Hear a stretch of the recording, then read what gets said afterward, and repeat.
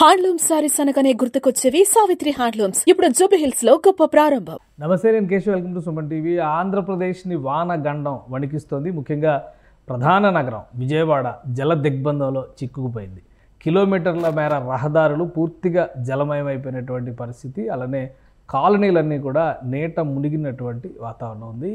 ఈరోజు ఉదయం నుంచి కొంత వానకి తెరుపు ఇవ్వడంతో సహాయ చర్యలు జోరందుకున్నటువంటి పరిస్థితి. ముఖ్యంగా విజయవాడ మొగలరాజపురంలో తెల్లవారుజామున జరిగినటువంటి ఘటనల్లో కొండ చర్యలకి సంబంధించి వాటి తొలగింపు, సహాయక చర్యలు ఇవన్నీ కూడా వర్షం వలన నిన్నంతా ఆటంకపడినటువంటి పరిస్థితి.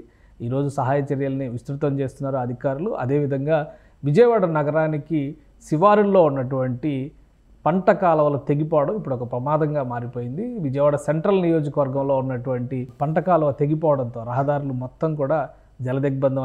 విజయవాడ హైదరాబాద్ హైవే, అలానే కలకత్తా చెన్నై హైవే, ఈ రెండు హైవేలు కూడా సగం దారులు నీట మునిగిపోవడంతో రాకపోకలు పూర్తిగా స్తంభించినటువంటి పరిస్థితి.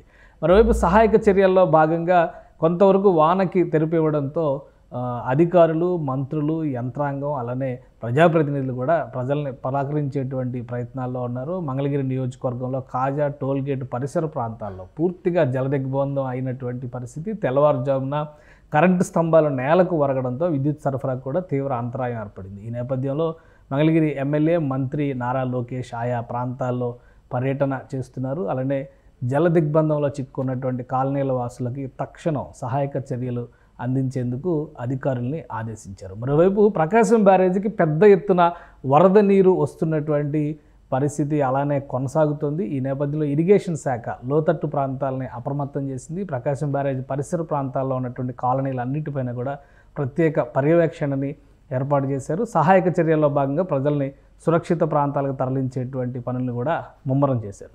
దిగువకు వదులుతున్నటువంటి నీరు ఒకవైపు, ఎగువ నుంచి వస్తున్నటువంటి వరద మరోవైపు ప్రకాశం బ్యారేజ్ దగ్గర ఉద్విగ్నభరితమైనటువంటి వాతావరణాన్ని తీసుకొచ్చింది. అదే పరిస్థితుల్లో పైన ఉన్నటువంటి ఇంద్రకీలాద్రి పై నుంచి కూడా పెద్ద ఎత్తున వర్షపు నీరు జాలువారుతుండడంతో దుర్గగుడి ఫ్లైఓవర్ పైన రాకపోకల్ని నిలిపివేశారు అధికారులు. దీంతోపాటు పరిసర ప్రాంతాల్లో ఉన్నటువంటి కొండ పైన నివాసం ఉండేటువంటి కాలనీల వాసులను కూడా సురక్షిత ప్రాంతాలకి తరలించేటువంటి ప్రయత్నాలు చేస్తున్నారు. దుర్గగుడి దర్శనాలు, ఘాట్ రోడ్ వినియోగం, దుర్గగుడి ఫ్లైఓవర్ వినియోగం, వీటన్నిటిపైన కూడా అధికారులు ప్రస్తుతానికి నియంత్రణ పెట్టారు. అలానే విజయవాడ రైల్వే స్టేషన్, బస్టాండ్ పరిసరాల్లో కూడా పెద్ద ఎత్తున నీరు నిలిచిపోవడంతో సహాయక చర్యలపైన అధికార యంత్రాంగం దృష్టి పెట్టింది. మరోవైపు విజయవాడకి వచ్చేటువంటి రైళ్లు, విజయవాడ నుంచి వెళ్ళేటువంటి రైళ్ల రాకపోకల విషయంలో కూడా అతిపెద్ద సమస్య ఏర్పడింది. దాదాపు 30 రైళ్లని దారి మళ్లింపు చేయడం, కొన్ని రైళ్లని క్యాన్సిల్ చేయడం, అలానే కొన్ని చోట్ల రాకపోకలకి అంతరాయం వచ్చినటువంటి చోట్ల సహాయక చర్యల్లో భాగంగా రైళ్లని పూర్తిగా రద్దు చేస్తున్నట్టుగా దక్షిణ మధ్య రైల్వే ప్రకటించింది. దక్షిణ మధ్య రైల్వే ఇచ్చినటువంటి జాబితా ప్రకారం చూస్తే కనుక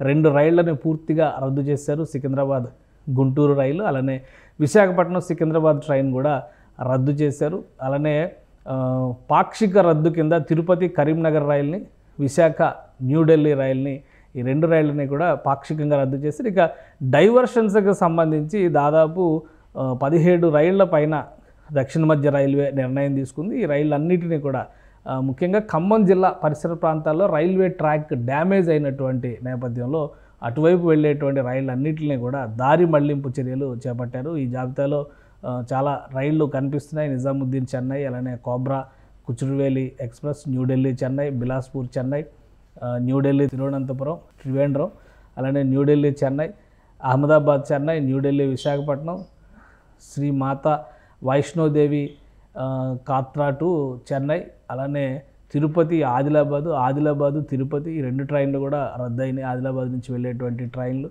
మరొక కొన్ని చూస్తే కనుక ఎర్నాకుళం నిజాముద్దీన్, త్రివేంద్రం న్యూఢిల్లీ, చెన్నై న్యూఢిల్లీ 2 ట్రైన్లు రద్దయినాయి.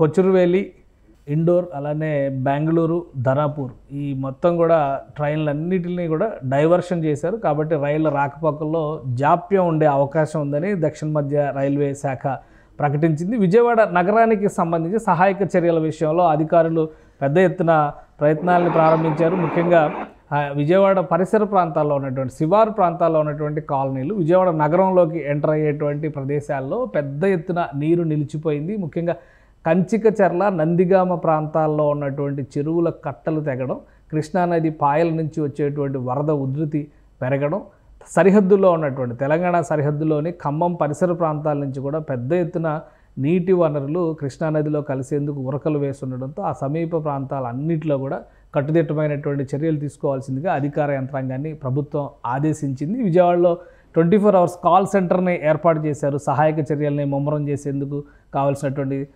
డైరెక్షన్స్ కూడా ఇచ్చారు. ప్రతి జిల్లాకి 3 కోట్ల రూపాయలు చొప్పున, ఎందుకంటే జిల్లాల్లో ఇప్పుడు విభజించినటువంటి కొత్తగా ఏర్పడినటువంటి జిల్లాల పరంగా చూస్తే ఎన్టీఆర్ జిల్లా, ఏలూరు జిల్లా పెద్ద ఎత్తున ఈ వర్షానికి ఎఫెక్ట్ అయినటువంటి పరిస్థితి ఉంది.